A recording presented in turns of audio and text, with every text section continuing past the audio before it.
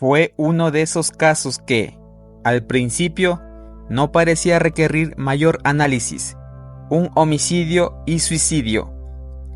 El 22 de noviembre de 2021, las noticias en Colombia despertaron con un titular devastador.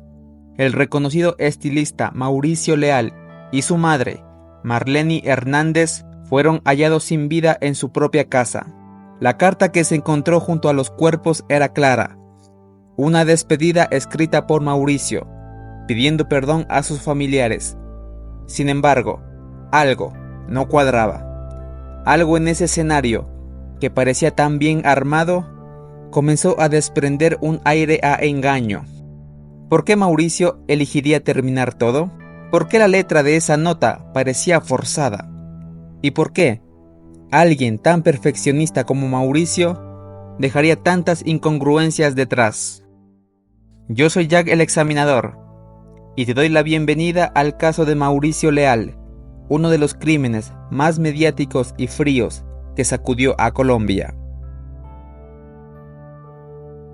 Mauricio Leal Hernández nació el 24 de noviembre de 1974 en Cartago, Valle del Cauca, Colombia, en una familia de origen humilde. Su madre, Marleny Hernández, fue un gran pilar en su vida, protectora, trabajadora y profundamente devota. De su padre, Luis Leal, no se tienen muchos registros, ya que Mauricio no hablaba de él, ni con sus amigos ni en entrevistas. Desde niño, Mauricio mostró un carácter introspectivo y artístico. Se escapaba con frecuencia a las peluquerías de barrio para observar cómo los estilistas transformaban a las personas. A los 14 años, mientras otros pensaban en fiestas, él ya cortaba el cabello a sus vecinos y familiares. Era autodidacta, curioso y sobre todo, perfeccionista. Sus padres se divorciaron cuando tenía 15 años, y fue en ese momento en el que él entendió que debía hacerse responsable de su casa. En una entrevista, comentó que su primera experiencia laboral fue empacando encomiendas. Luego, trabajó de domiciliario en su bicicleta llevando arepas a tiendas y a supermercados pequeños. La carga de todas sus responsabilidades, incluyendo sus estudios, lo hacían dormir un máximo de 4 horas diarias. Fue en ese tiempo que Mauricio conoció a una señora que asistía a su iglesia, a la cual le confesó que le encantaba el mundo de la peluquería. Posteriormente, le ayudaría a conseguir un pequeño puesto de auxiliar en la peluquería de uno de sus amigos. Mauricio se encargaba de servir el tinto, barrer y trapear, de la limpieza del local, y de su apertura y de su cierre. Fue así que, observando con gran interés lo que sucedía a su alrededor, fue aprendiendo el arte del estilismo. Preguntaba, pedía que le dejaran practicar, estudió la profesión. Poco a poco, fue ganando popularidad entre los clientes, quienes lo admiraban, tanto por su habilidad en el arte como también por su carisma, su humildad y su calidez en el trato. Lleno de determinación, a los 22 años, abrió su primera peluquería en Cali, en el barrio Santa Mónica Residencial. Luego, en 2007, se mudó a Bogotá y ahí fundó su salón de belleza llamado Mauricio Leal Peluquería, ubicado en La Calera, una zona exclusiva a las afueras de Bogotá. El lugar se volvió símbolo de elegancia, privacidad y atención personalizada. Mauricio vivía allí mismo, en una mansión cercana al salón, en compañía de su madre y su hermano, Jonier Leal. Dado el reconocimiento que Mauricio había ganado tiempo atrás, este establecimiento se convirtió en un referente del estilismo de la ciudad. Con los años, Leal sería recordado como el estilista de confianza de figuras públicas como Carolina Cruz, Fanny Lu, Andrea Serna, Gabriela Tafur, entre muchas otras. Por sus manos pasarían muchas de las reinas de belleza de cara a la participación en los eventos. A pesar de su fama, siempre mantuvo un perfil bajo, alejado de escándalos y con un enfoque claro: cuidar a su familia.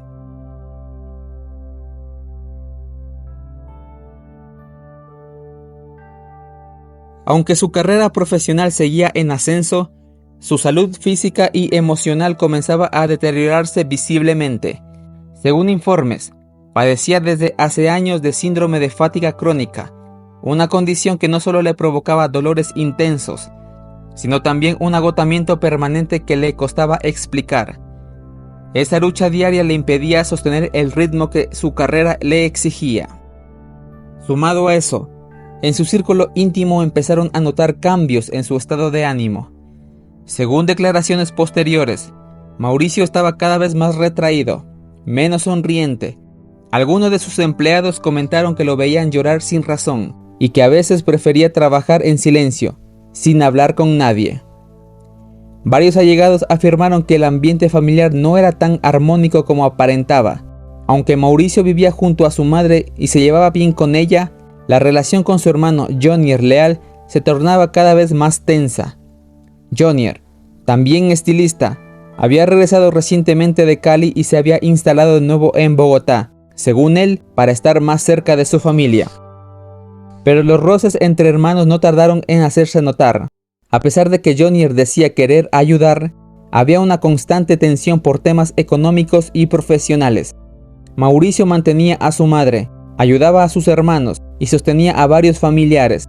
Mientras tanto, Jonier no parecía tener ingresos estables y se hablaba de deudas que no podía cubrir. En más de una ocasión, Mauricio le habría comentado a sus allegados que se sentía presionado para ceder parte de sus bienes. También mencionó que se sentía vigilado, algo no andaba bien, pero nunca quiso entrar en detalles.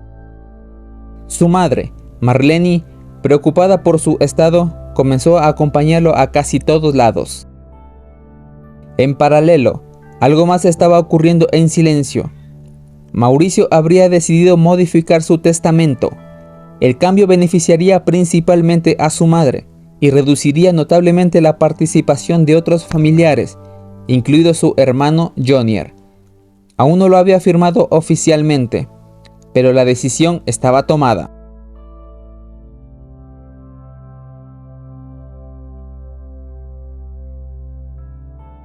Era sábado 19 de noviembre de 2021, cuando Jair Ruiz, conductor y asistente de Mauricio, acordó con Mauricio que le llevaría una persona que le ayudase con el aseo de su casa. Sin embargo, el lunes 21 de noviembre, Ruiz recibió un mensaje de parte de Leal, en donde le pide que ya no le lleve a la persona, pues solo tenía ganas de dormir.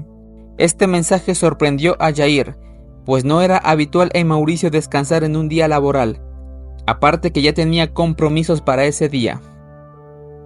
Al día siguiente, 22 de noviembre, Jair Ruiz, acompañado de Jonier Leal, intentaron encontrar a Mauricio en su domicilio. Sin embargo, no obtuvieron respuesta alguna. Fue allí que Jair entró a la casa, pero no había nadie, mientras que Jonier se quedó afuera, no quiso entrar. Jair intentó entrar al dormitorio de Mauricio, pero estaba cerrado con seguro desde adentro, por lo que se las ingenió y entró por la ventana de la habitación que, curiosamente, estaba abierta. Lo que vio dentro lo dejó congelado. Sobre la cama yacían los cuerpos sin vidas de Mauricio y su madre, Marlene. Había líquido vital, demasiado. El ambiente estaba impregnado de un olor metálico y denso, y una extraña nota manuscrita reposaba junto al cuerpo de Mauricio. En ella se leía una súplica de perdón. También decía que dejaba todo a sus sobrinos y a su hermano. Jair comunicó de inmediato a Jonier lo que acababa de ver. Este reaccionó de una forma sorprendida, llevándose las manos a la cabeza con incredulidad y dando un grito de desesperación. La hipótesis inicial fue rápida: homicidio y suicidio. La carta así lo sugería, o al menos eso quería que creyeran. Sin embargo, los detalles empezaron a desarmar la escena. Los peritos forenses descubrieron que no había señales claras de que Mauricio hubiese apuñalado a alguien. Además, en su organismo había restos de zopiclona, un sedante fuerte que lo habría dejado casi inconsciente.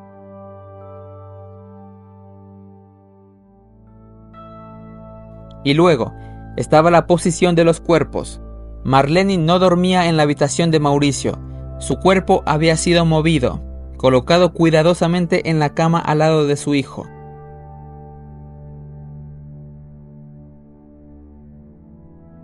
Jonier Leal, quien supuestamente también había estado en la casa esa noche, parecía afectado. En las entrevistas públicas se mostraba cooperativo, lloraba, hablaba de su hermano con cariño, pero sus palabras no convencían a los investigadores, quienes empezaron a examinar las pistas. Primero, las cámaras de seguridad del conjunto residencial no registraron la entrada de ninguna otra persona entre el 21 y el 22 de noviembre, aparte de los residentes, Mauricio, Marlene y Jonier. Segundo, el análisis del cuerpo de Mauricio.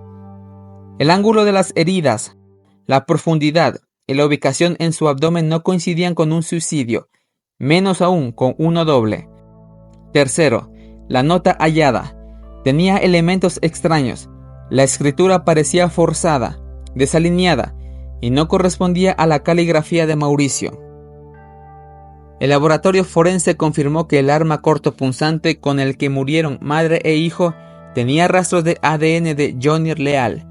Además, en la ropa que llevaba el día del hallazgo se encontraron pequeñas trazas de sangre humana, así como en la ducha de su baño, que él no pudo justificar. Los interrogatorios se intensificaron. Jonier empezó a caer en contradicciones. Dijo que no había estado la noche del 21 en la casa. Luego, admitió que sí. Finalmente, el 18 de enero del 2022, ante todas las pruebas en su contra, Jonier Leal aceptó los cargos bajo un acuerdo inicial con la fiscalía. En su confesión, Jonier aseguró que sentía celos y resentimiento hacia su hermano por su éxito profesional y cercanía con su madre. También mencionó problemas económicos y que su hermano le estaba limitando el acceso a dinero y había decidido sacarlo de su empresa, donde él colaboraba de forma secundaria. Agregó que el crimen fue premeditado y que eligió la noche del 21 de noviembre del 2021 para actuar, cuando solo estaban Mauricio y su madre en la casa de La Calera. Declaró que primero ingresó a la habitación de su madre, Marlene Hernández, mientras dormía y la apuñaló múltiples veces, causándole el deceso. Luego, fue a la habitación de Mauricio, quien estaba dormido y sedado por los medicamentos. Dijo que hubo un forcejeo porque Mauricio aún tenía signos de conciencia y fue en ese momento que le provocó heridas con el arma. Luego, según declaraciones, en un intento de manipular la escena para hacerlo pasar como un asesinato y suicidio, Jonier habría obligado a su hermano a escribir la carta de disculpas. Luego, obligaría a Mauricio, ya gravemente herido y en estado agónico, a grabar un video donde pronuncia frases que sugieren una disculpa y su deseo de no seguir viviendo. Sin embargo, en un momento del video, se le escucha preguntar a alguien fuera de cámara, ¿qué más tengo que hacer?, lo que evidenció que estaba siendo coaccionado para decir esas palabras. Este video fue encontrado posteriormente y se convirtió en una prueba clave para la fiscalía en el caso contra Jonier Leal. Dijo que se duchó, limpió parcialmente la escena y luego salió de la casa como si nada hubiera pasado. Días después, Jonier se retractó de su confesión, alegando que fue presionado. Sin embargo, las pruebas forenses, cámaras de seguridad y los rastros de ADN lo incriminaban fuertemente, por lo cual fue juzgado y declarado culpable. La sentencia fue emitida el 14 de junio de 2024 por la juez penal 55 del circuito de Bogotá, quien lo condenó a 55 años y 3 meses de prisión por el asesinato de su madre, Marlene Hernández, y su hermano, Mauricio Leal.